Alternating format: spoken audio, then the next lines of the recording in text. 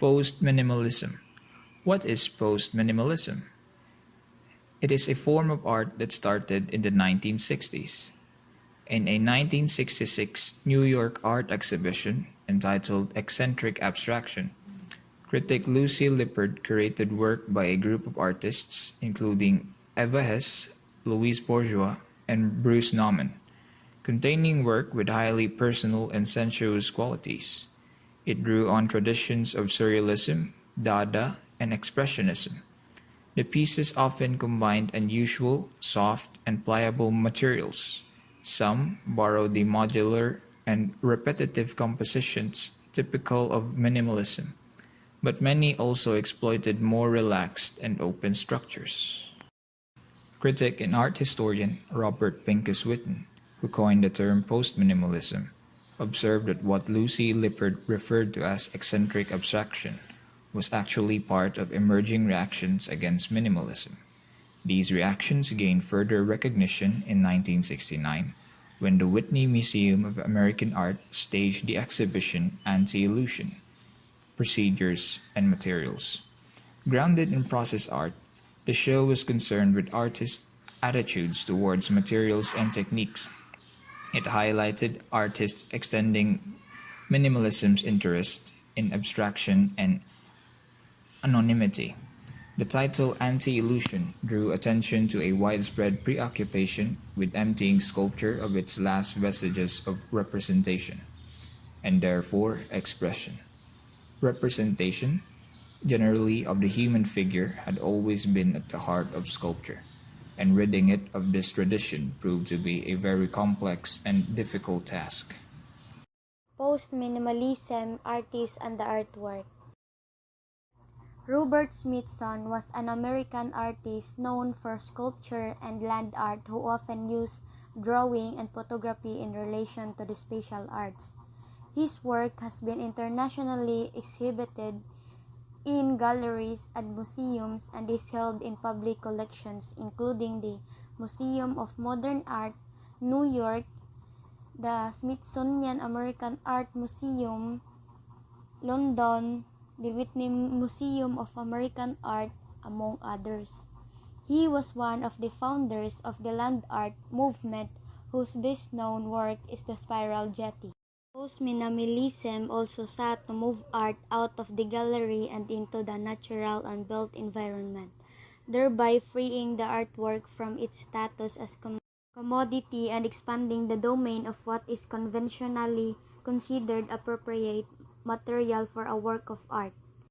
Spiral jetty is an earthwork sculpture constructed in April 1970 that is considered to be the most important work of American sculptor Robert Smithson.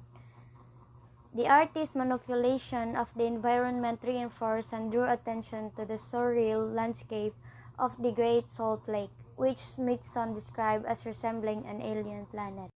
The sculpture is built of mud, precipitated salt crystals, and basalt rocks.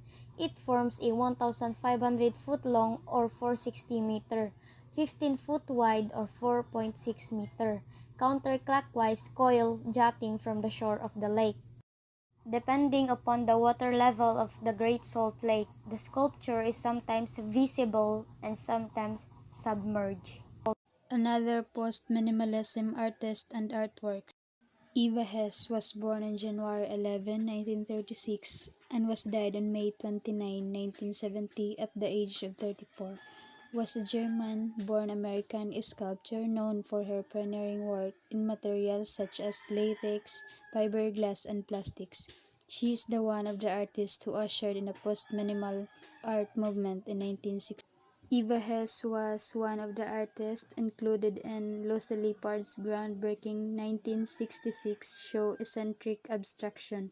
She was profoundly influenced by the minimalist Carl Andre, yet her work is characteristic of feminist responses to the earlier movement. This untitled raw piece was made when the artist was dying. This untitled piece uses soft and malleable materials like as cloth, latex, and wire mesh. They are unconventional for an artwork of this period, combining the minimalist industrial with the somewhat domestic. The effect they create is organic, the two dangling appendages at the center of each square evoking wobbly legs. The bulging irregular frames of the four squares seem to mock the perfect straight angles of minimalism, even as they hang on the wall like conventional painting. Artist and the artwork. Bruce Nauman. Bruce Nauman, born on December 6, 1941. Bruce Nauman is an American artist. His practice spans a broad range of media including sculpture, photography, neon, video, drawing, printmaking, and performance. Nauman lives near in Galisteo, New Mexico. Bruce Nauman is a restlessly inventive artist. Since the late 1960s, he has continually tested what an artwork can be by reshaping old forms and creating new ones. His groundbreaking works using sound, film, video, and neon have influenced generations of artists. This is the first major exhibition of his work in London in more than 20 years. It allows visitors to engage with the artist's universe through immersive installations with a strong emphasis on a sound and moving image as well as poetic sculptures and neon pieces. In 1967, Bruce Nauman made an artwork named "The True Artist Helps the World by Revealing Mystic Truths." Created in the studio Nauman established in an abandoned grocery store in San Francisco and modeled after the neon advertisement signs nearby. This seminal work acts as an advertisement of a different kind. Its colorful, circular text proclaims the words of the title, "The True Artist Helps the World by Revealing Mystic Truths."